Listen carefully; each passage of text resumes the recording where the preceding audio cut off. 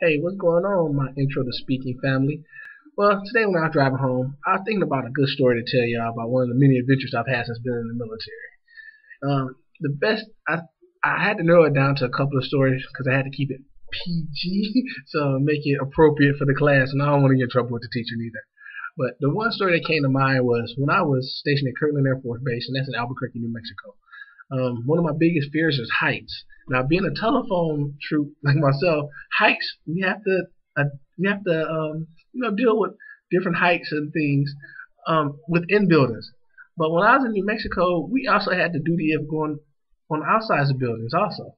So when I found this out, I was a little scared, and so I told my boss, my little phobia, I could get on a ladder maybe about 6 to 10 feet.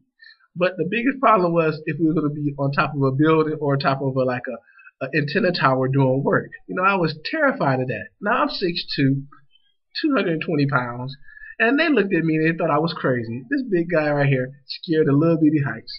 So my first time being on what we call a bucket truck is the little truck that you see with it's like a little white bucket on the backside of it. You see people get inside of it and it raises them up to like the side of a building or like the side of anything, any structure, outdoor structure.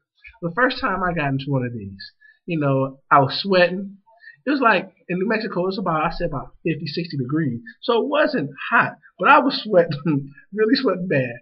And as I raised myself up to the side of this building, my boss was downstairs using the other controls to move me around while I was up there. Now, this didn't do nothing but make my heart go crazy. So as I'm up there, my boss is doing one thing, and I'm trying to do the other thing with the other controllers that I can control. And all of a sudden, smoke pop out the control box. And all of a sudden, the bucket didn't move anymore. Now I'm up there almost in tears, and I'm sitting there telling my boss he need to call somebody to come help me because I just couldn't do it. I couldn't take it anymore. So what I did is I climbed outside the bucket truck, and it's connected like to a long arm that slides all the way down to the ground control. I slid all the way down that. It took me about a good 4 minutes to slide all the way down and be safe about it because I had to put my safety harness around my safety belt around the little arm to slide down. And by the time I got to the bottom, my boss was down there cracking up. The fire department had came out there, and I had tears in my eyes.